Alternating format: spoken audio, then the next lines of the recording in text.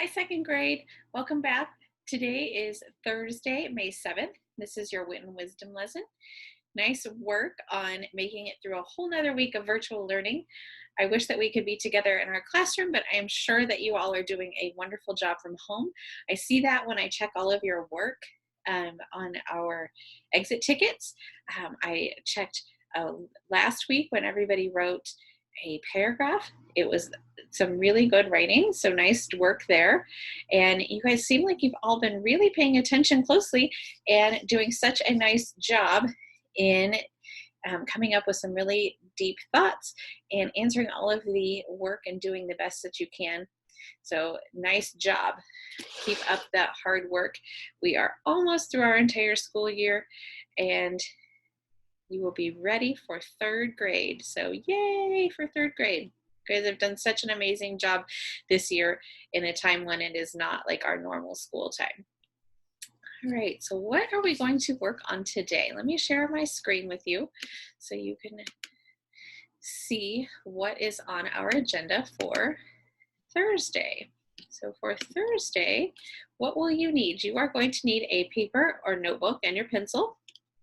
You are going to need your Wit and Wisdom workbook today if you have it. If not, that's okay. You'll be able to get through the exercise without it as well.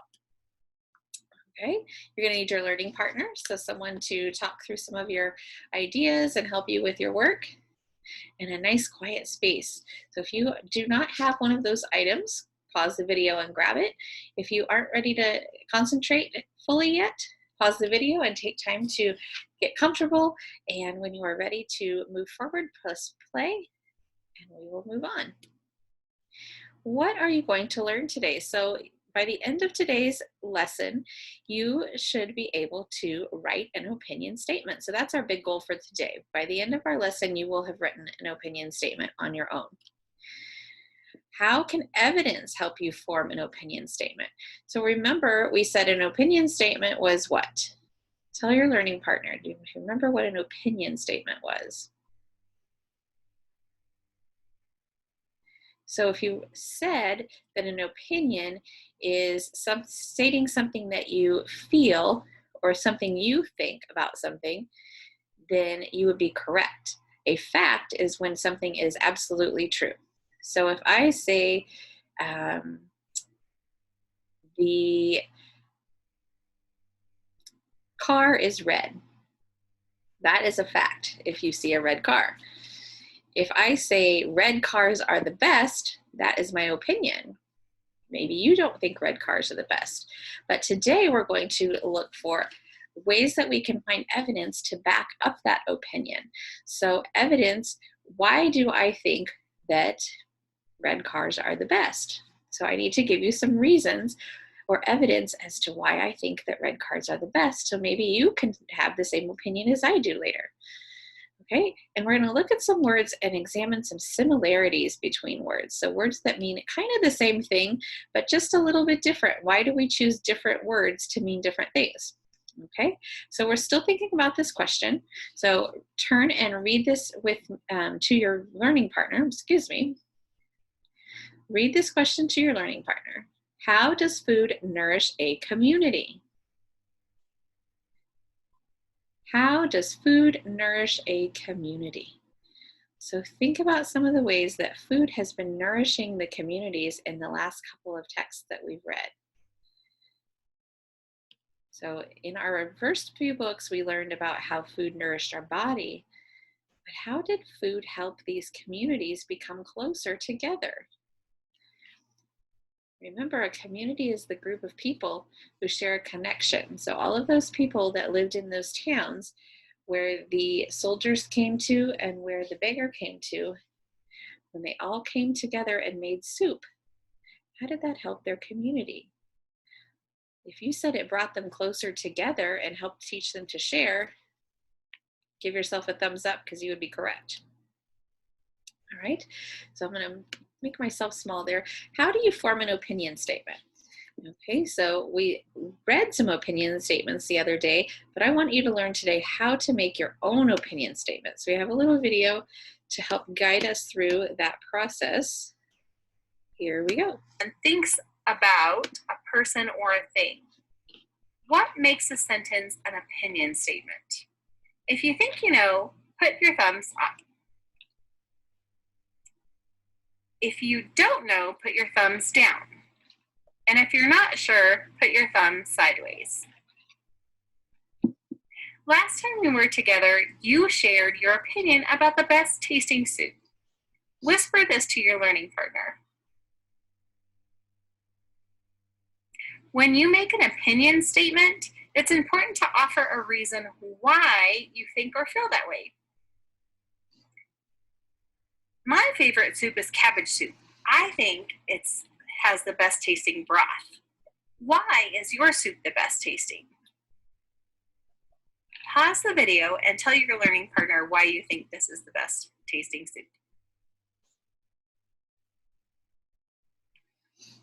Now let's experiment with forming an opinion statement about bone button borscht. Let's think about this question. Who faces the biggest problem at the beginning of bone button borscht? The beggar or the townspeople? Remember, we might have different opinions, and that's absolutely okay. That makes life more interesting. Please pause the video and tell your learning partner who you think has the biggest problem at the beginning of bone button borscht.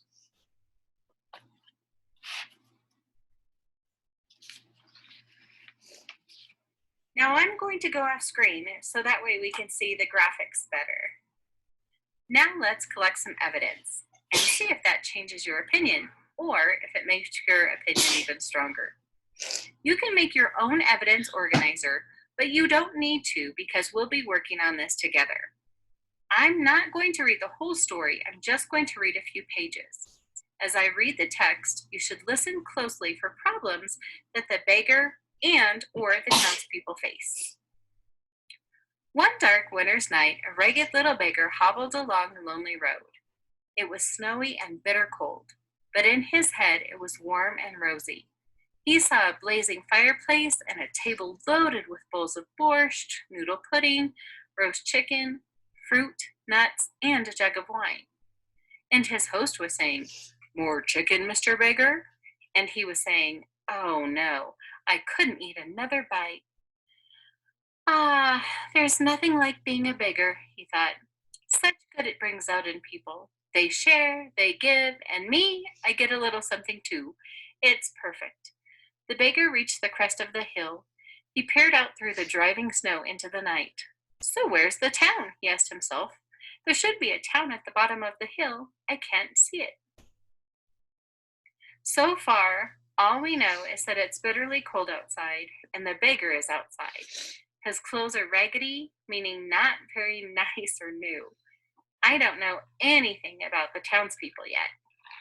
I also want to remember where I got the evidence.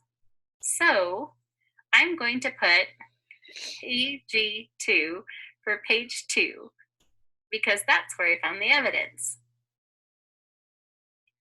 As he walked downhill, small shadowy houses took shape on his left and on his right. Fine, he said. Now I see the town, but where are the lights? Where are the people? He knocked on a door. Please, a little food for a poor starving beggar, he cried. A face appeared in the frosty window, then vanished. There were footsteps and then silence. The beggar went to another house and knocked. Please help me. I'm hungry and cold. Go away, called a voice from within. Just let me in for a few minutes even. No, go away. So the beggar moved on from house to house, door to door, but no one could help him. What's wrong with these people? He wondered. On these pages, it seems like the beggar faces a bigger problem. Pause the video to tell your learning partner why the beggar is facing the biggest problem.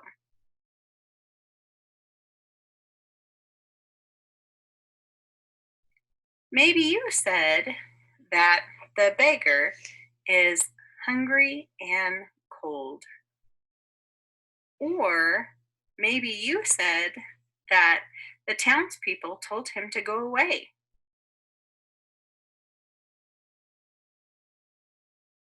Or maybe you said that the townspeople would not help him.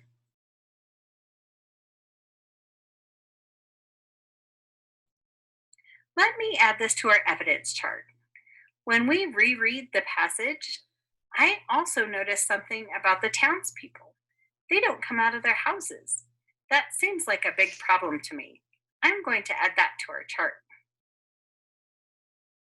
Let's listen for more evidence about the problem the townspeople face. Listen closely. Let's continue gathering evidence about the townspeople. The baker counted the buttons. There were 5. Oi, if only I had one more button, he said. The shamus said nothing. Oi, if only I had one more button. Still, the shamus was silent. Oi, if only I had one more button. Finally, the shamus spoke. Look, mister, I won't give you a button. Nobody in this town will give you a button. Why not? Asked the baker. Because we're poor, Mr. Baker. We don't give to each other anymore. So why should we give even a button to a stranger? Why? Asked the stranger. Because with one more button, I could make us a soup. I could make us a nice hot borscht. That's ridiculous, scoffed the shamus. Impossible. Nobody makes borscht from buttons. Mr. Shamus, said the baker, I'm shocked. Haven't you ever heard of bone button borscht? Bone button borscht, asked the shamus. Let me explain, said the baker. Those buttons in my hand are very special. With just one more button from you, I could make a bone button borscht for the whole town. I can make you a miracle, Mr. Shamus. Naturally, the shamus was very curious. All right, he cried, I'll get the button. And he ran to the door. Wait, called the baker.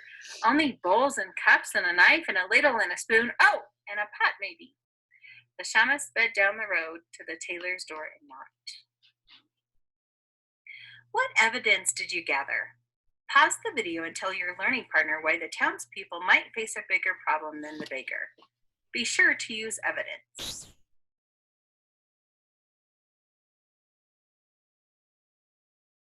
Did you say the townspeople are poor?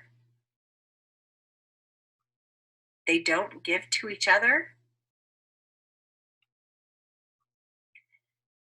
Great thinking. I've added these notes to our evidence chart. Now that you're looking at all this evidence, who do you think faces the bigger problem at the beginning of the story? Take a moment to think carefully.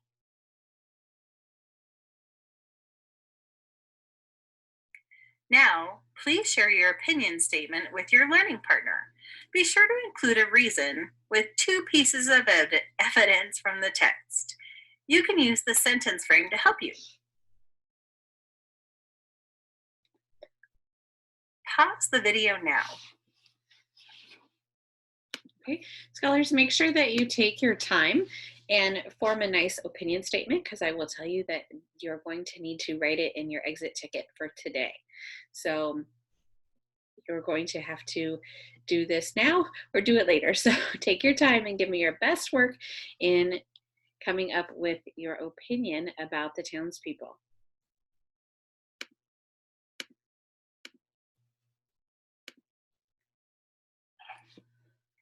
I wish I could hear your opinion statement. Maybe your opinion statement sounded something like this. I think the beggar faces the biggest problem. I think this because no one will help him and the townspeople tell him to go away. Great job. Now that you've shared your opinion, let's think. Why is it important to have a reason and evidence to support your opinions? If you think that it helps people know why you think what you do, give yourself a high 5. If you think using evidence helps you make an opinion, give yourself a big hug. And if you think that using evidence from a book can help you support your opinion, safely jump up and down. To end our lesson today, we're going to zoom in on some specific words used in bone button borscht and stone soup. We're going to study the words closely to see how they're the same and how they're different. First, let's think about how the author used specific words to help us understand the actions of the beggar in Bone Button Borscht. He trudged further down the road. I want you to stand up, imagine you're the beggar, and act out how the beggar might have looked as he trudged through the snow. I wish I could see you pretending to trudge through the snow. I know it would make me smile. Talk with your learning partner to answer this question. Why did the author use the word trudged here instead of walked? Pause the video to talk to your learning partner.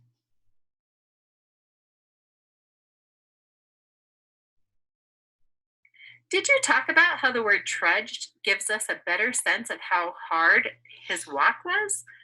The walk was really difficult and slow. The author used the word trudged to paint this picture for us. Now, let's look more at words from the two books. What is similar about these words? Hurried, trudged, walked, hobbled, sped, rushed.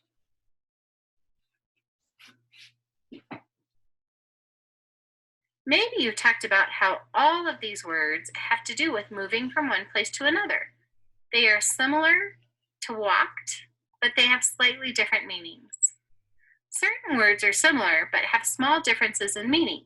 These different words may be used to express yourself more clearly and accurately when speaking and writing. Let's explore how that works. One dark winter's night. Okay, I'm going to pause this there for just a moment. So in your Blue Wit and Wisdom book, if you turn to handout 11A, turn to handout 11A, okay, so find 11A in your book, you can follow along with these next few sentences. So we're going to go through two together on the video, and then on the back of the page there's two more examples that I'm going to ask you to complete on your own. Okay, so find 11A if you have your Wit and Wisdom book. If not, you can just follow along with the video. Ragged little beggar hobbled along a lonely road. Read this with me. One dark winter's night, a little ragged beggar hobbled along a lonely road. Act out hobbled. Think of a real-life example when a person might hobble. Either write it down in your journal or share it with your learning partner. Okay, this is when you would write it down in your workbook. So on number 1, it gives us the sentence, one dark winter's night, a ragged beggar hobbled along a lonely road. The real life example. A person might hobble if or when. So on those 2 lines there, when do you think that a person might hobble? What do you think? Let's see what we answer. When we see this icon, I'm going to ask that you read it with me. When you see this icon, I'm going to ask that you act it out.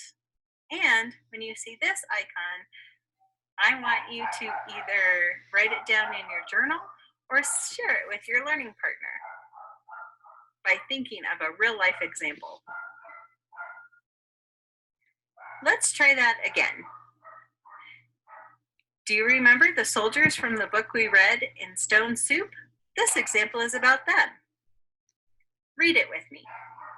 Here come 3 soldiers. Soldiers are always hungry, but we have little enough food for ourselves, and they hurried to find their food. Now, act out hurried. Now, think of a real-life example when a person might hurry.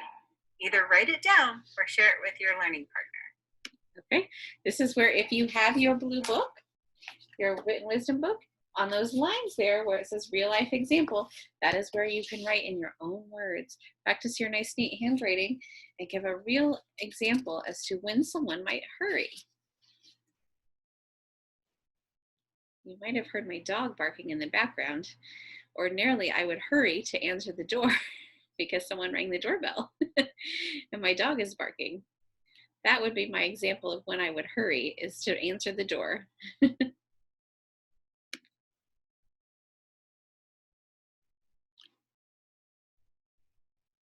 Great work. Let's try another one. Wait, called the baker.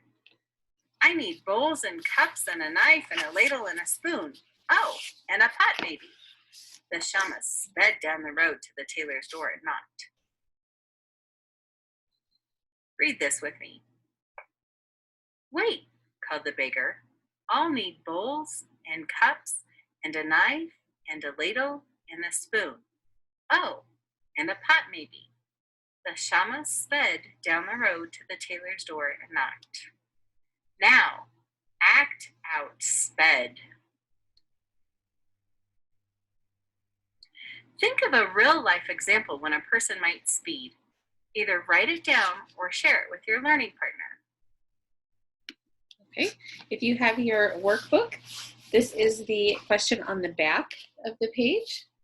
So think of your real-life example of when you might speed somewhere.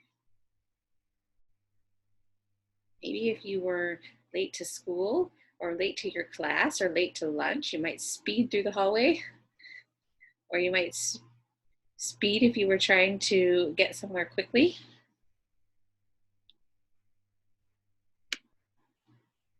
Let's try another one. This is our last one. Read it with me. Thank God for synagogues, he cried and rushed inside.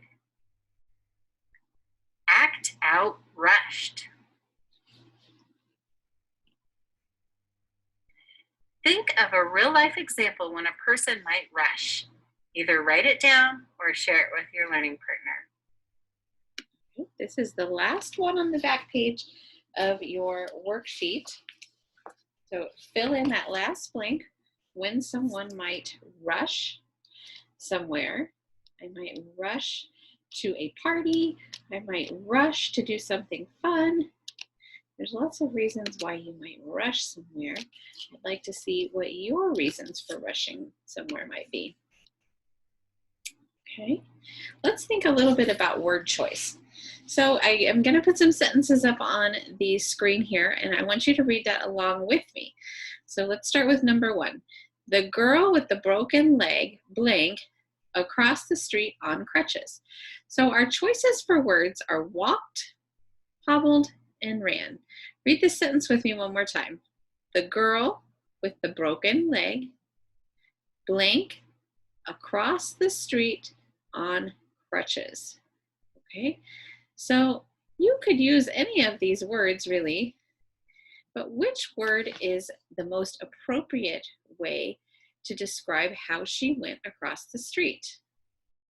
Turn to your learning partner and tell them which word you would choose, walked, hobbled, or ran.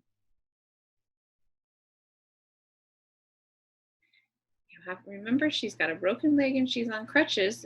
If you said she hobbled, remember, like hobbled is you're kind of moving kind of slowly and awkwardly because she has crutches, you would be correct. Give yourself a pat on the back if you said hobbled. Let's look at another one. He was running late, so he blinked to catch the bus. Okay, read that one with me. Here we go. He was running late, so he blinked to catch the bus. Okay, what are our word choices? Our word choices are trudged, rushed, or walked. Well, think about some of those examples you wrote in your workbook. How would you move if you were trying to catch a bus? Would you trudge? Would you rush? Or would you walk? Which one of these would be the most appropriate? Turn to your learning partner and tell them your choice. If you said rushed, give yourself a pat on the back. If I was late for the bus, I would probably not trudge or walk. I would want to rush to get there as quickly as possible. So there's lots of words that we can choose. Hurried, walked, trudged, sped, hobbled, and rushed. What do you think all of these words have in common?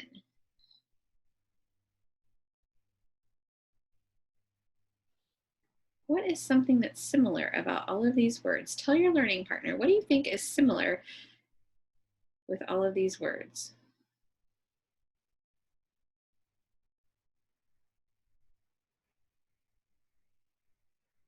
If you said they were all ways of moving from one place to another, you would be correct. But they're all different ways of moving, right? At various speeds and styles. Okay, your very next steps for today, I want you to complete your exit ticket for today. You're going to write in your opinion statement and answer a couple of questions about word choice. You're going to put your hands on your head and tell your brain, thank you. Thank you for working so hard this week and getting me through another week of virtual learning. You guys are doing amazing, and I'm so proud of you and all of your hard work and focus. I know it is not easy. Thank you to your learning partners for helping you, because it is not easy for them either. We are all trying something new now, okay? And I would like for you also to read sometime today your fluency passage. Read it 3 to 5 times to someone in your house that will listen to you read, and see if you can improve your fluency. So that means you are reading it more smoothly. You might be making better use of the punctuation. And by today, you might be ready to start adding in a little bit more variation in your tone of voice and your speed as you are reading. So you can start adding in maybe some different voices or some more dramatic sounds as you are reading. Okay, if you need to get a hold of me because you have questions or you need help with anything, I'm here all the time. Send me an email and I'm happy to help you however I can, in whatever format works best for you, by phone or email or Zoom. Okay, I hope you guys are all staying safe and having a really nice rest of your day, and I will see you next week. Bye, guys. Have a nice weekend.